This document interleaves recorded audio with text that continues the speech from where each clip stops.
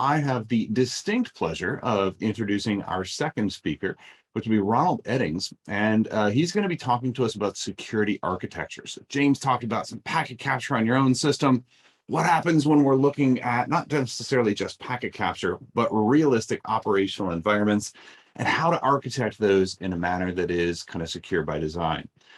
Ronald works in the financial services industry, which, as I'm sure you can imagine, has, let's just say, some slightly important information that needs protecting and securing. I don't know about you, but I don't want my credit card floating out there in plain text across James's ICMP secret message ping that he had going on there. So that just being one of the aspects of securing architectures in general, but financial architectures. Also wanted to throw this out with a very hearty congratulations. Ronald is the co-host of the Hacker Valley Studio podcast, which as of what, like 18 hours ago, I learned is nominated for a Webby Award, which is a fantastic accomplishment in and of itself. I'm going to drop the link to that here in the chat in your hallway, Ronald, because I want to make sure people have a chance to check that out and to vote for you in the Webby voting. So we'll make sure we try and drum up some support for you as well. But that all said, I don't want to delay this next talk because I know it's going to be fantastic. Ronald, thank you so much for joining us, and I'm looking forward to your talk. Good luck and have fun. Thank you. Thank you. Let me go ahead and share my screen and put up the slides for us. All right, great. Good morning, everyone. I believe we have a great group of people here. And I don't just say that because you're here to listen to me talk about security architecture. I believe we have a great group of people here because we have over 1,000 people on this Zoom chat, and you all are taking time out of your day, out of your morning to come learn and get better together. You know, you all are going to be the future practitioners, the current practitioners here that are going to help support our industry and make things more safe online, on the internet, and even for your organizations. And SANS conferences, especially SANS conferences, are the way to get better.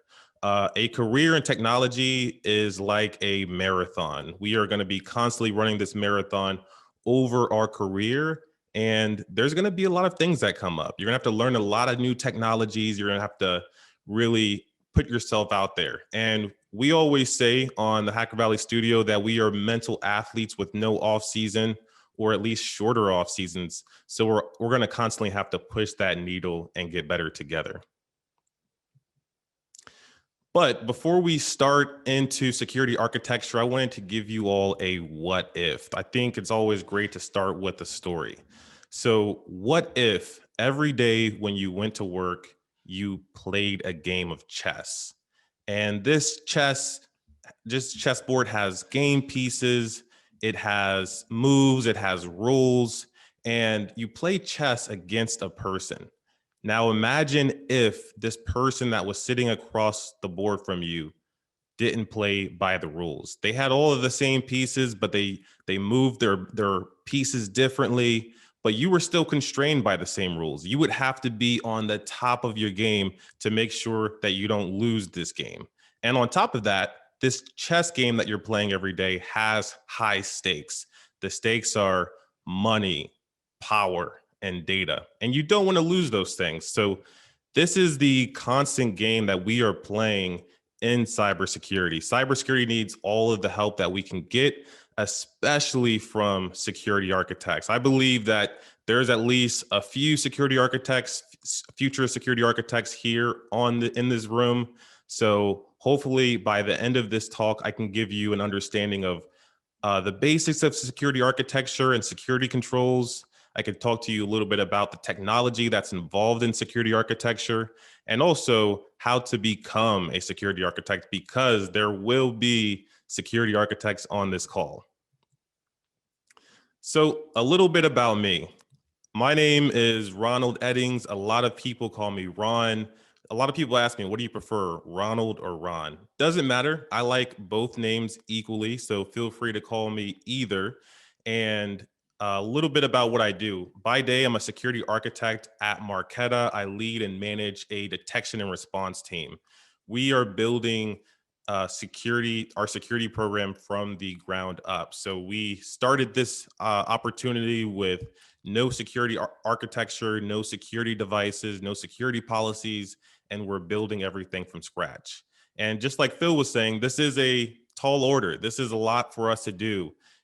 We're going through a huge shift of digital transformation. Now we are in such a connected world, and many of us are working from home. So that complicates things even further. But it's an exciting task, it's a great opportunity. And by night, I am a podcast host of the Hacker Valley Studio podcast. And yes, we were just nominated for a Webby. So if you get a chance, go to the Slack channel, scroll to the very top, it's pinned. We would love it if you voted for us. And on this podcast, we talk about exploring the human element of cybersecurity programs and technology. Many news sources, podcasts, videos, courses, they go over the bits and the bytes of technology. In this podcast, we really talk about what makes the practitioner great. What is the mindset of a cybersecurity champion? And speaking of that mindset, the last thing I will say about myself is I am a lifelong learner and teacher. I love to learn. I love to teach. The more information that I can record, retain, and recall, the better. I'm going to have a lot. I'm going to have a very long and successful career. And speaking of learning, I wanted to start with a quote. Teaching is more than imparting knowledge. It is inspiring change. Learning is more than absorbing facts. It is acquiring understanding. Throughout this journey of cybersecurity, you're going to constantly have to learn and teach others. When you are deploying a new piece of technology, you're going to have to learn how that piece of technology works.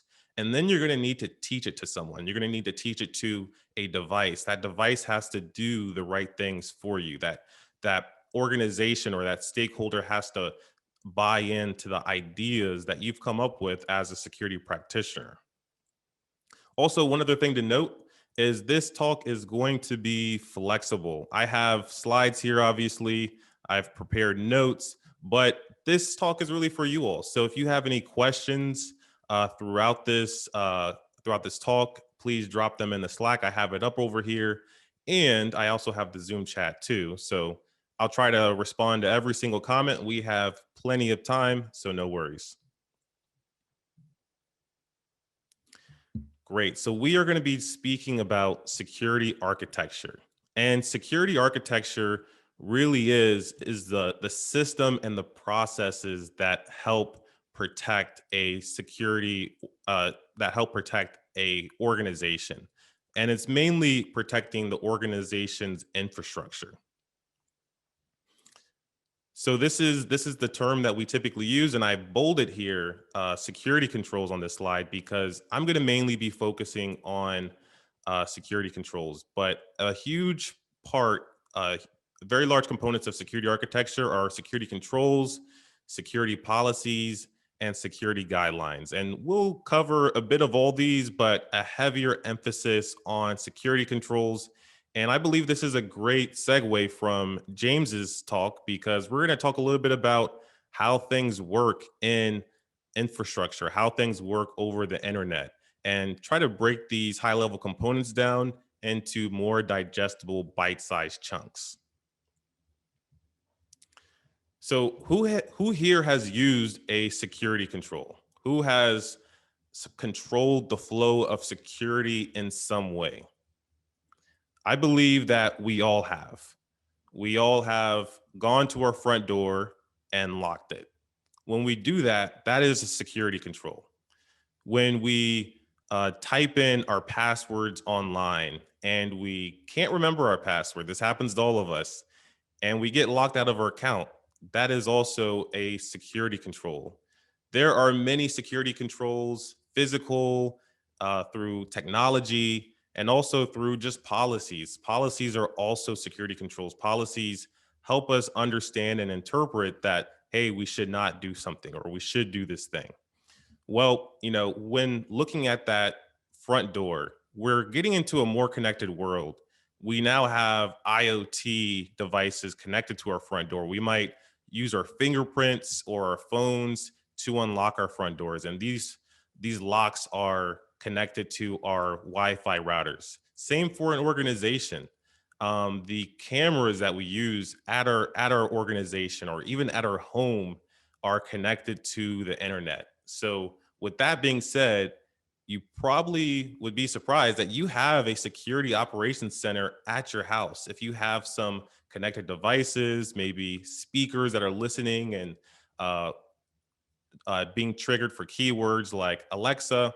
So we essentially already have these security controls at our homes, at our works, and they're doing things for us. But when we look at security controls are not just in the form of technology, they're also physical and through policies, like I just mentioned. And here's a slide that shows you a bit of background about some security controls. A security control that I think of quite often when I'm looking at technology is a firewall. This is a classic. A firewall can do many things. It can block traffic. It can stop you from sending a certain type of request, or it can look at your IP address. It can break down that ICMP packet that James was talking about and say, no, you're not sending me that ICMP packet. But there are many security controls to take into account. And this is what we use as security architects. We use security controls. These security controls are those game pieces. They are our chess board pieces. And the best part about being a security architect is we handcraft these security controls. We take them these smart devices and make them even smarter for us to help protect our organization. Now, I'm sure we've all used a website. I've banked with a few banks that didn't really have a good security password policy. I've also worked at organizations that had too much security, where I had to VPN into a certain part of the network, and then I had to log into a jump host, and then I had to authenticate with the final destination that I'm trying to administer. There are situations where we run into very weak security and security that's overly complex. Part of the role of a security architect is to enhance the security experience for an organization. We have to implement these security controls to where they don't break down like this Cheeto on the left. I'm sure we've all seen a website or a service that has just very poor or weak security. A lot of mobile apps that I've used don't really have password policies. They don't have lockout mechanisms to stop people from brute forcing your account. And then some have way too long. I'm sure you've worked at an organization or have gone to a school where they require you to have a 20 letter or 20 digit password, and that's always a little frustrating. Security architects also have to use security controls, and sometimes we help make business processes more efficient. Phil was speaking about, hey, Ron is going to talk to you all about modern infrastructure. When you look at modern infrastructure, security can come in by design, and this modern infrastructure can speed up your business processes. It can speed up the time that it takes for a customer to interact with your applications or services. So it's vital that us as security architects and future security architects, we look at opportunities not only to secure the environment, but to help expedite and optimize our business processes. So what I have here is a company. This company is called Ron.com. And Ron.com is one of the hottest companies out today. They sell merchandise, they sell jewelry. This is a company that you want to visit as a customer. And Ron.com is in the very early phases of their journey as a company. But they do everything online. This is like a modern company that sells, again, merchandise and jewelry and the hottest things that you can think of. When uh, when someone visits ron.com or store.ron.com, depending on which part of the website they're trying to reach, a lot of things happen in the background. There's a lot of opportunities for security, and there's also a lot of opportunity for missing things that we just forget about as we're building a company. So let's talk about some of the things that happen. And hopefully we highlighted some of this in the previous talk. But when you type in store.ron.com into your web browser, a few things happen without you seeing. The first thing that happens is DNS resolution.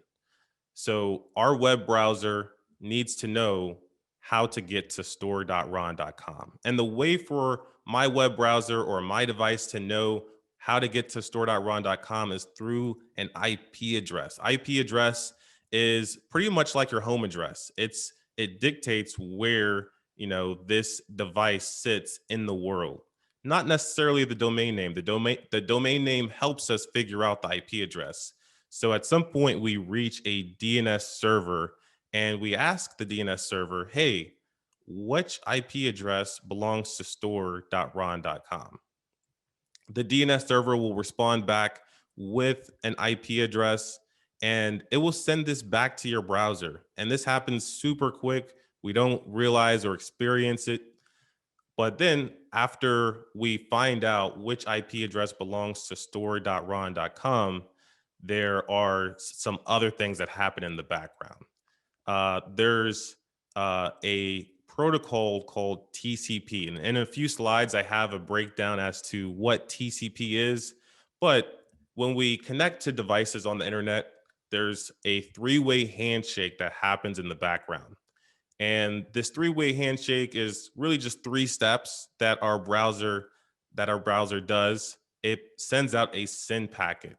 And our browser is on the right? It's our internet user. Our browser tells store.ron.com, I'd like to speak to you over a specific port. Is that all right? And I say that it's asked about a specific port because sometimes we have multiple browsers open. Sometimes we have multiple tabs open. Our browsers know how to facilitate that data exchange because of port numbers. And that's how store.ron.com is able to speak to many devices at once because of port numbers. It keeps track of all this information. The second thing that happens is store.ron.com sends back a SYNAC. And SYNAC is short for synchronized acknowledgement. And the web server pretty much says, yep, that works for me. We can start to chat if you like. And at that point, the acknowledgement packet is sent out and from our browser, and it says, okay, thanks. I'm going to begin sending you data. And after this three-way handshake process is performed, we now have a connection established with store.ron.com. And this is great because at that point, I could start using my verbs. I can start saying, get this information from store.ron.com. Get is a verb that's used over web protocols. I could also say another verb like post to post data to store.ron.com. There's many verbs that we use in web calls or HTTP that help us communicate with our destination. So after we perform our GET requests, the web server can do a few things. It can, we program this web server. There's a developer that's behind creating this website for us.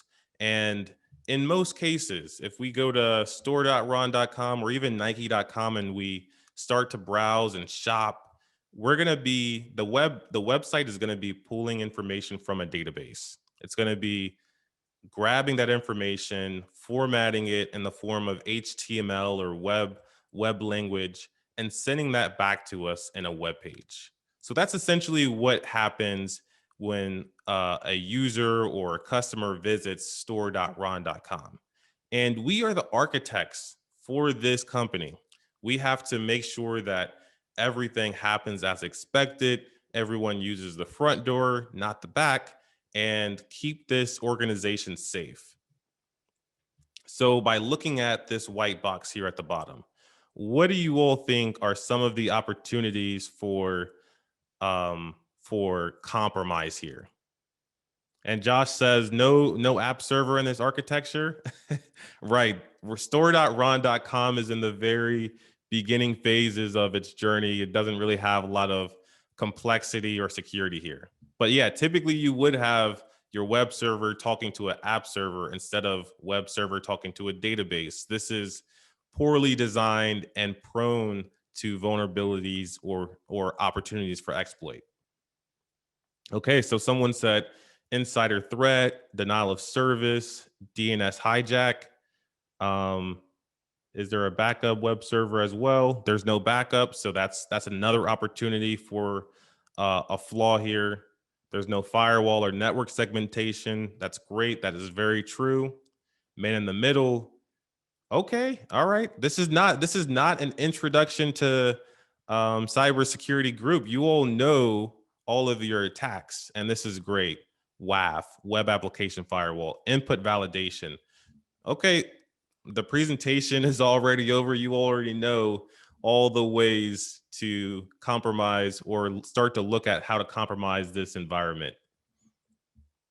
So let's look at some of the high level pieces that I've kind of identified here.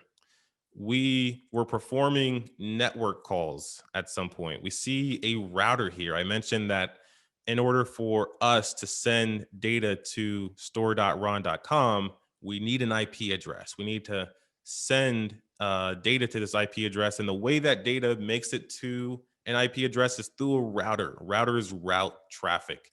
They're almost like the USPS sending data to our homes. They take the mail and they route it to the correct places. We also have a web application here, store.ron.com. It's running on a web server, and this web server is connected directly to the database.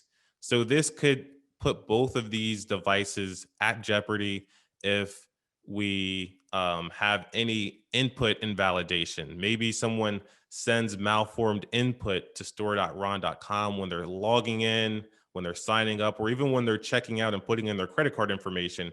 If we're not checking that input and validating it, it's a flaw. Same for the database. If someone were able to uh, give us malformed data and we send it right to the database, we can corrupt our database. We can accidentally show information that we don't want to show from our database. There's a lot to unpack here. But how do we know how all of this works? There's a lot that goes into it. But I want to give you all some intuition of how to understand the internet as a whole, data flow and data communication, and that's through the OSI model.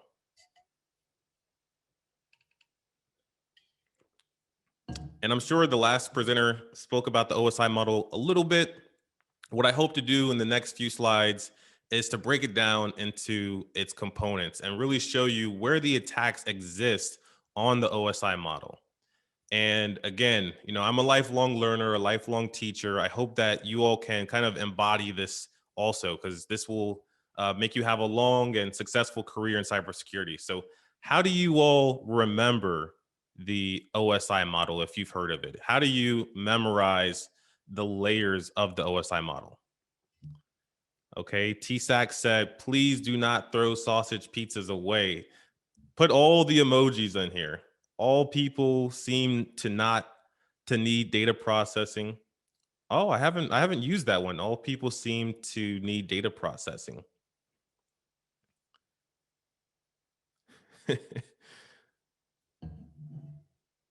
So what is please do not throw sausage pizzas away? All people seem to need data processing.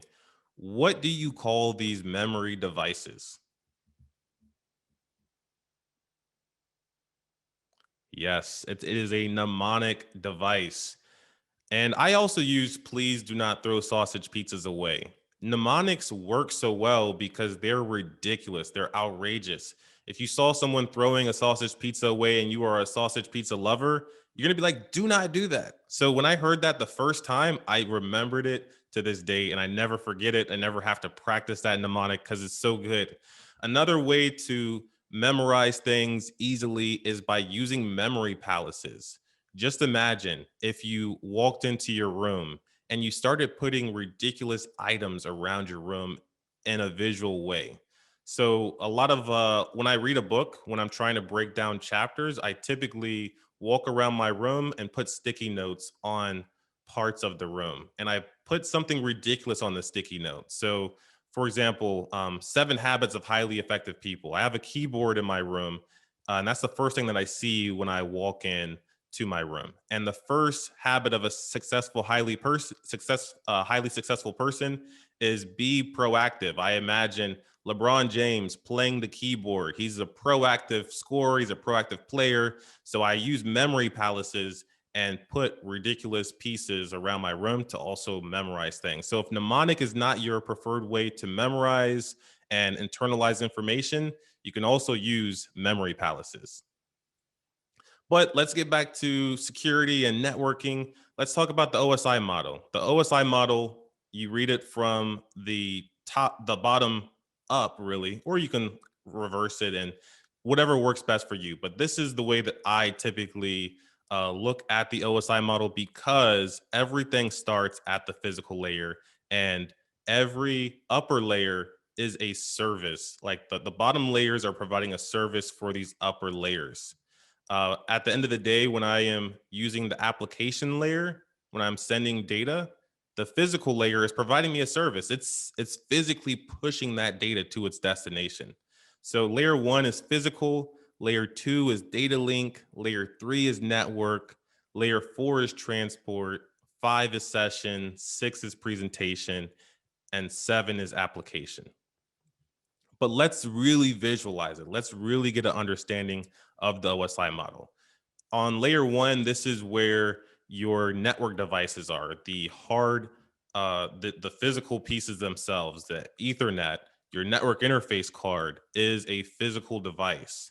Now, the addressing on your network interface card is a layer 2 component. So on your router, on your MAC address, there is a address that is hard coded on these devices, and you can't really change them. You can spoof them, but you're not really changing the MAC address. You cannot change it. These are static addresses, and these are great because at the end of the day, layer 2 is really what makes everything work from a technology perspective. These are things that we really begin our programming on. So if you are building a web application from scratch and you're not using any frameworks, you're going to need to put information in what we call a data frame.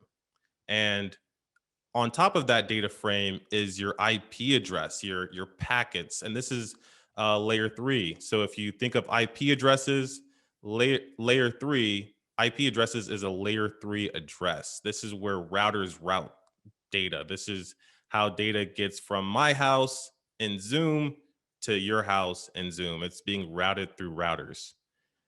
And on top of routers and all of this information is TCP and UDP. I heard James mention TCP and UDP in the talk. TCP is being serviced by the network layer. TCP uses ports and other information within the packet to get data from point A to point B. And this is also how our browsers know. If we have a Google Chrome browser and a Firefox browser up, we're using TCP in a lot of cases. And even if we're using UDP, there's still port numbers. If we have 2 browsers up that are both going to store.ron.com, then the port number is what differentiates those 2 different connections. On top of this, we have layer 5, and this is where a lot of things can happen. Same for layer 6. These layers aren't really, I think, aren't really differentiated too often. But layer 5 is for session establishment. It really, it kind of happens behind the scenes. It's a very transparent layer. Layer 6 is the encoding and representation of layers. So if you think about MP3s or markup languages, these are really layer 6 on the OSI model, but you can almost look at them as many different layers.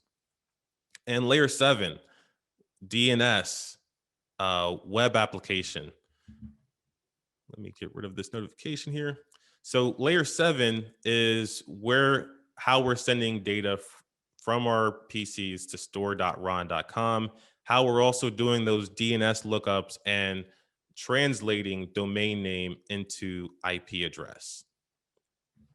Now let's look at a breakdown of what does all this look like. Essentially, we have envelopes, right? A packet, when you get in the mail, it's an envelope. You open it up and there's something inside of it. So if we were to start from the bottom, we have bits, and this is our physical layer. So if we opened up our bits and we were able to visualize our bits, there would be a frame or another envelope inside. And this envelope would have a to and a from. And the to and the from would be the source MAC and the destination MAC. If you open up the next envelope, you'd have a layer 3 packet. You would have a packet that has again a to and a from. It would have the source IP and the dest IP. If you open up that layer 3 packet, you would have a layer 4 segment. And again, you would have another envelope, and it would have a source and a destination. It would have a source port and a des port. And then if you open that envelope up, you would have another one. And this is where that layers 5 through 7 information resides. It's called application data. And this whole process is called encapsulation. So we are encapsulating data, putting data in capsules, and then sending it off on its way. And finally, on layer 7, we have our web traffic or our DNS traffic. This final envelope would have information about what do we want from the web server? What do we want from the DNS server? In the web server case, we want the main page. We want whatever the main page is, and that's called /. We're doing a GET request for it. If this was a DNS layer 7 payload, then we would have who is or which IP is store.ron.com. So this is really how it works behind the scenes. Vid said, bam, layer 5 through 7. I'll see myself out now. That's awesome. And going back to really more of the architecture and security and where does security play a part in the OSI model? Here's a breakdown. There's a lot of opportunities for network-based attacks, denial of service, and application. And we can see at which layer do attacks occur. So if we are worried about being denied service, and this is when someone disrupts your servers. They could be disrupting your servers by sending them too much data, constantly sending them malformed data that you're not sanitizing, and many other ways. And also being a man in the middle, that was also mentioned in the Slack chat over here. So if you are a man in the middle and you are trying to capture and redirect traffic on behalf of the web server, that's going to happen at layers 3 and layers 4 for the most part. It can also happen even at layer 2. But really, routers route traffic. So if you want to really get it to the incorrect place, you're going to need to do it at layers 3 or 4. And when we're looking at this infrastructure for store.ron.com or ron.com, what really concerned me about it was layer 7, application attacks. There was a web server that was connected directly to the router. And as someone mentioned, there was no firewall. There's a few types of firewalls. There's web application firewalls, and there's also network firewalls. Web application firewalls can help us protect against application traffic like HTTP. We saw layer 7, and network layer firewalls can help us protect against layers 3 and 4. These are essential. And even layer 2 type of filtering can be helpful in this case, but it's not too important. This is a web service. This is a store that is selling merchandise. So we're not going to get into layers 2 or layers 1 for the most part, at least for this conversation. So let's go back, right? We mentioned, I have a laundry list of things that we need to address that you all pointed out. Let me scroll up here. We said no firewall, man in the middle, input validation, router vulnerabilities, maybe no DMZ.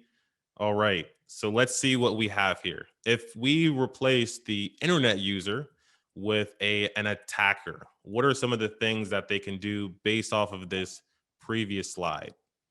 They can spoof, right? We had spoofing here.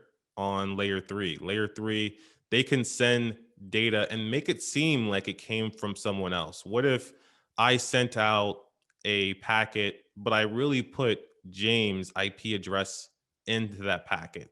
Now, it would make it all the way to store.ron.com, and store.ron.com would attempt to send James that information back, uh, even though he didn't send it.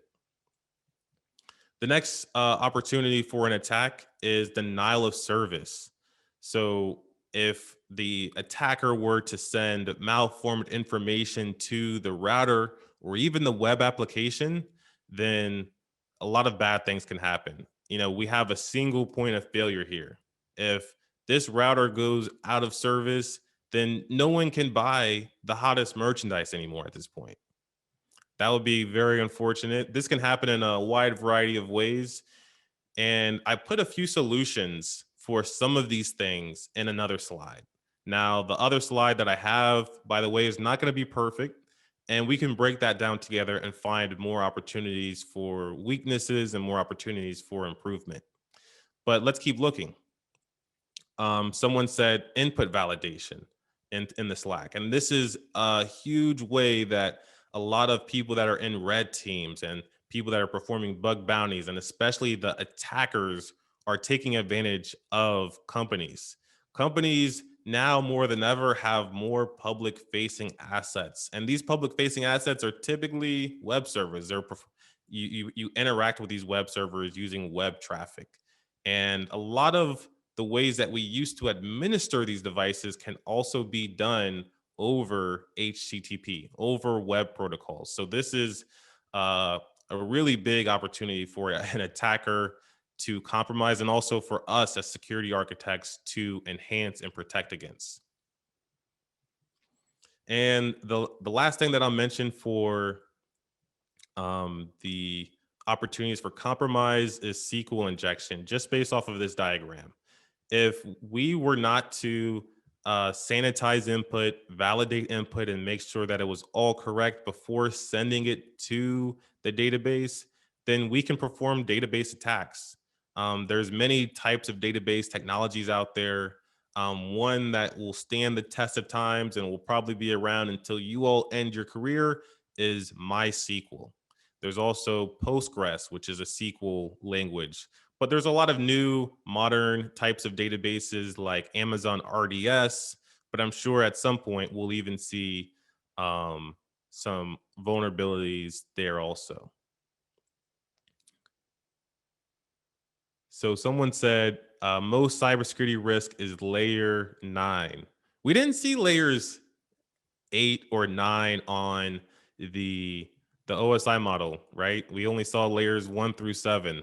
A lot of people will say layer 8 is the human layer, and this is one of the most vulnerable layers also.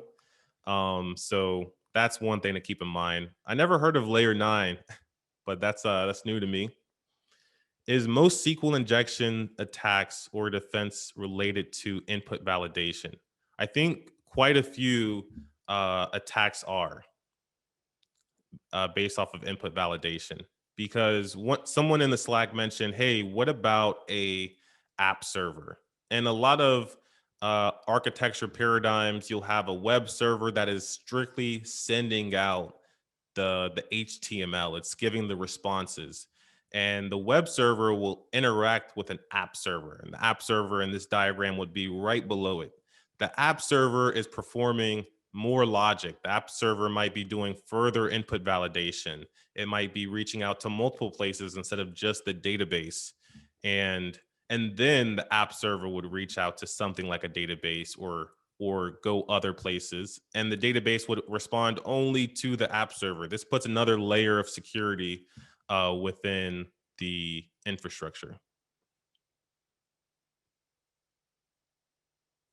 Is SQL injections due to cross-site scripting or may be caused by other things? Cross-site scripting can really open up quite a few vulnerabilities. So cross-site scripting, you might be able to not necessarily do a SQL injection, because SQL injection is where you're making direct calls to the database. You are running SQL commands. But cross-site scripting might help you store very malicious things in a database. Just imagine if your web server was pulling a web page out of a database or a part of a web page, like a little body of HTML. If you did some cross-site scripting, you might be able to store bad information into the database. Let's say your username, instead of storing your username, or instead of putting your username into the sign up field, you put a piece of HTML. And now when that web server returns that HTML or returns that username, it's really returning HTML. And if you had a list of all the users, right, and let's say the admin logged in, they're looking at a list of all the users, that means they would load up some piece of HTML that an attacker put in. And you don't want to run just any piece of HTML or any piece of JavaScript because it might instruct your browser to do bad things. So there's a lot of things that could go wrong when it comes to cross-site scripting, along with SQL injection. But let's look at how to make this service a bit more modern. And again, I think the only thing that's really missing here is a few other components like the app server. I did not add that in because this image was already a little too large.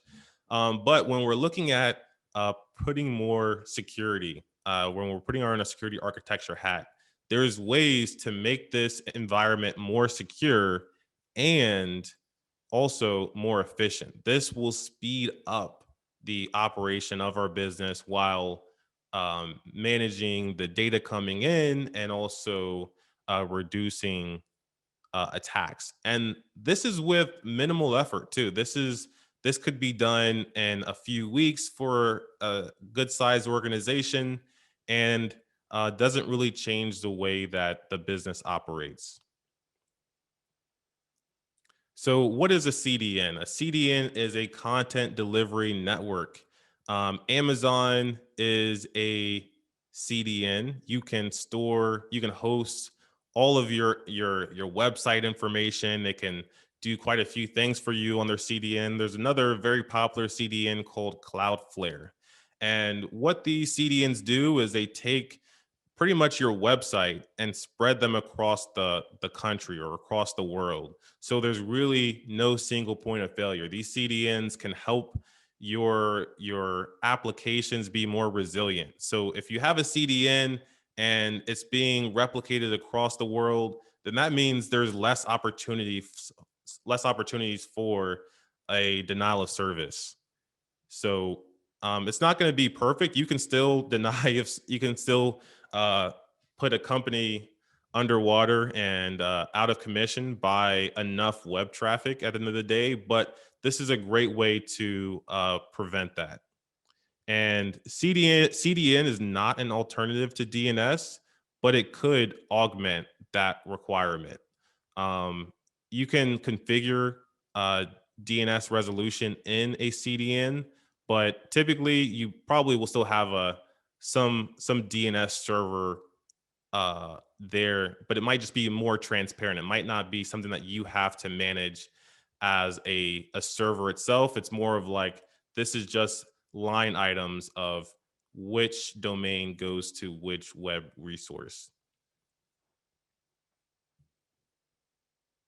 A CDN could hide the server's IP address, and it probably would for the most part because the CDN is really going to be acting on behalf of the web server itself. The next thing I have here is an application firewall. Again, there's networking firewalls, there's application firewalls. Store.ron.com is completely in the cloud, is servicing it's servicing customers by allowing them to buy the hottest merchandise. So the first point of opportunity is by putting in a application firewall. An application firewall can reduce the amount of malformed input, right? We were talking about input sanitization and cross-site scripting. Application firewalls can't protect you against everything, but they can reduce risk and take some of that load off of an engineer or an architect to not have to put in some of the basics.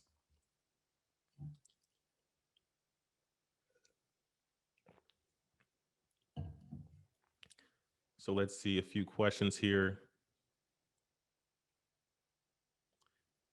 Yeah. So Lisa said when AWS is down, everyone has a bad day. That is true. And that does happen, by the way. That's why there's many regions that AWS provides. I believe maybe like a few months ago, US East 1 on AWS went down and caused quite a few organizations heartaches. But if you have a multi-region setup in your cloud environment, then you're going to be less likely to have these types of outages. Now, what does a load balancer do? A load balancer can actually do some similar task as an application firewall.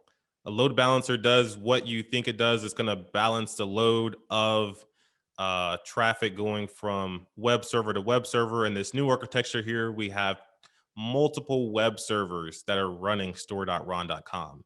And the load balancer is going to pick which web server to send that to. These web servers are going to do the exact same thing, but it's going to be another opportunity to not have our service denied for our customers if we reach Black Friday or if an attacker decides to try to attack us.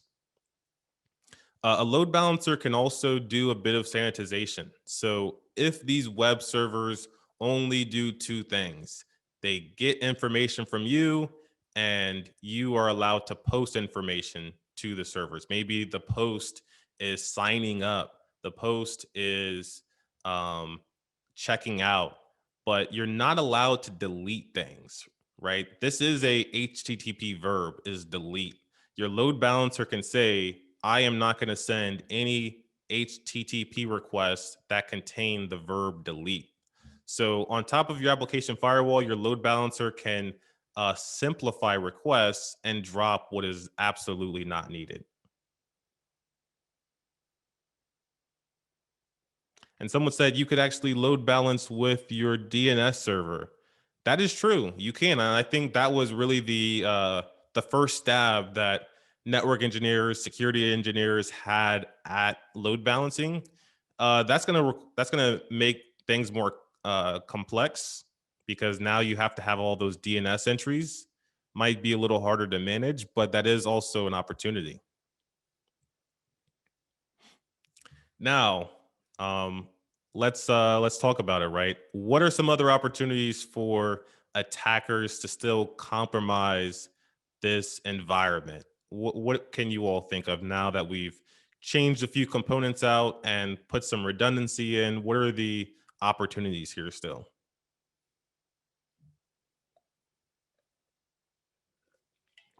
Someone said social engineering. That is the best opportunity that an attacker has. It is still the most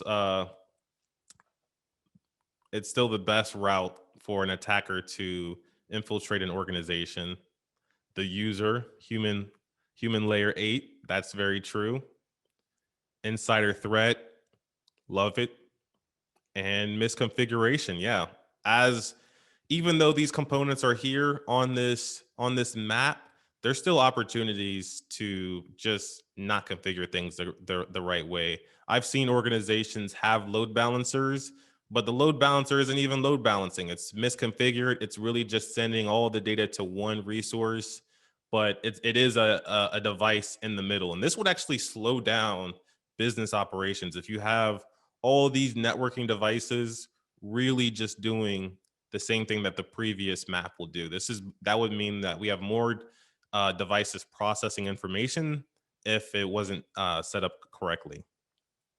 Default passwords, poor maintenance. That's correct. If we don't update these web servers and use the latest to up-to-date packages, then we might have vulnerabilities.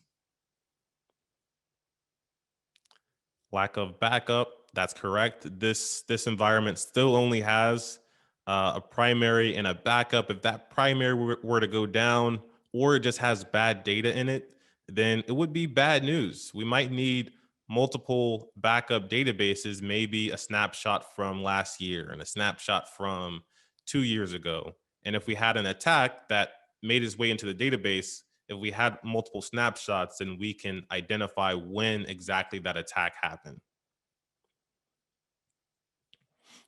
Great. So let's talk about what else do we need as security architects to get the context that we need.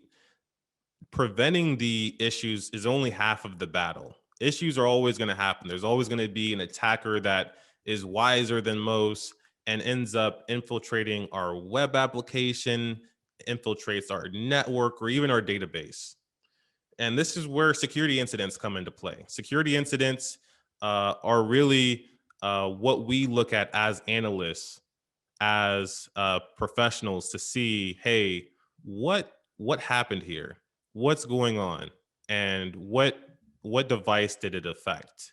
This is an example of a security incident that was uh, bubbled up because of SQL injection attempts. Someone was attempting to perform an SQL injection, and they were also doing this in a brute force way. They were probably enumerating many types of SQL injection patterns. So there's multiple ways to do SQL injection. There's multiple ways to do cross-site scripting.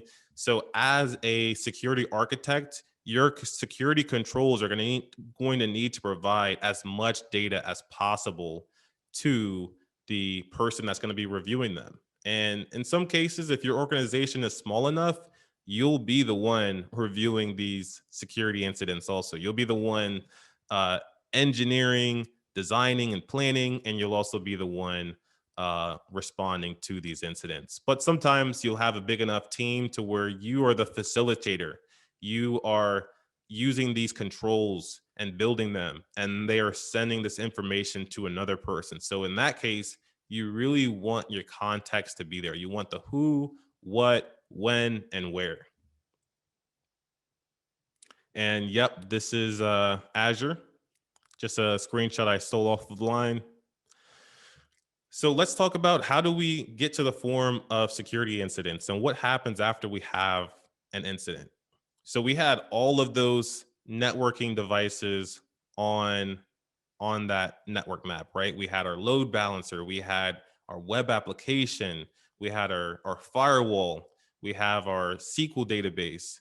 All of these components generate logs, and we collect these logs. We want to do something with them. We want to store them most likely, or put them in a security logging piece of device called a SIM. So logs are really context.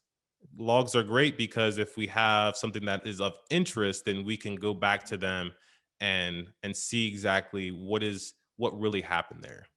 And alerts are produced by logs. So alerts are logic that we put on top of logs. So alert logic can be, if Ron has attempted to log in 5 times and those 5 attempts were unsuccessful, that is an alert. That is a piece of information that someone or some process should review and determine if it is an incident or not. Alerts create incidents. If this is a true positive, if this is something that really happened, there were 5 incorrect password attempts, and the 6th one was successful. It came from an IP address that was not Ron's typical IP address. That is really of interest. We have to do something about it. Now it is an incident. And this is where incident responders come in. Responders look at this information and they decide, is additional steps needed to uh, eliminate this flaw, eliminate this threat.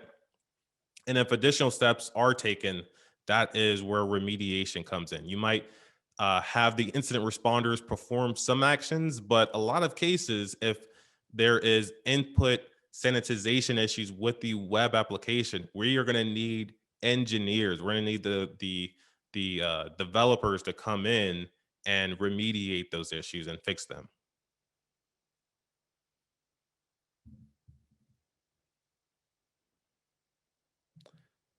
Okay, so I know we're running a little short on time. I want to get through the last few pieces here. The moral of the story, the high level piece I wanted to leave you all with is security architects plan, design, and engineer security controls, policies, and guidelines. So as an architect, you might be just focused as on one of these components, planning, designing, or engineering, or you could be doing all three. Same for building controls, policies, and guidelines. There is a lot of opportunities for security architects to do many things. And this is one of the reasons what I love about security architecture is it allows me to be almost that jack of all trades. In some cases, I am a master of none because I know a little bit or a lot about a lot. But I have my expertises also. There is many ways to become a security architect, and cybersecurity is one of the fastest growing fields. There's a ton of opportunities. There's more jobs really than we know what to do with. We need you all to fill those opportunities, and there's no hard to find path for becoming a security architect. There's many paths. I've worked with people in marketing organizations that have become security architects. I've worked with people that are in sales that have learned more about the technology and fell in love with it that have become a security architect. And I've worked with people that are outside of security that have broken their way into cyber through other ways like building policies, auditing, and so on and so forth, and that have become security architects. But if I had to give you a direct path to become a security architect, what I would say are take up one of these few things. Become a security analyst, get really familiar with security alerts, security incidents, and learn how to resolve those incidents proactively. If you're a security engineer, you're going to be configuring things like web application firewalls. You're going to be configuring things like load balancers from a security perspective. These are going to give you the hands-on knowledge to understand how to design and plan for these security controls. Being able to break into environments is always fun. It's the hottest thing. People are really getting into bug bounty. And this is another decent way to become a security architect.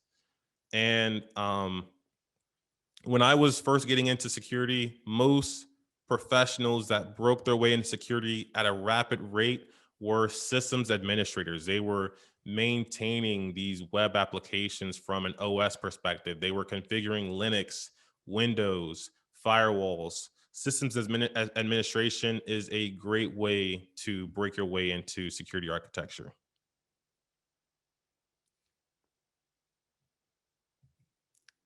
And we've reached the end of the slides. It's been just about an hour. I thought it was going to be a little bit shorter. I really appreciate all of the questions, all the interactions. I will definitely send a link to the presentation. I'll download it right after this and drop it into the Slack. I would love if for everyone to stay in touch with me and all the things that I'm working on. You can find me on LinkedIn. I'm Ronald Eddings everywhere. And also, again, we got nominated for this Webby. This means a lot to us. We are the underdogs. We are the only independent podcasts that have been nominated for a technology Webby. It would mean the world to us if you checked out our podcast, but also voted for us there.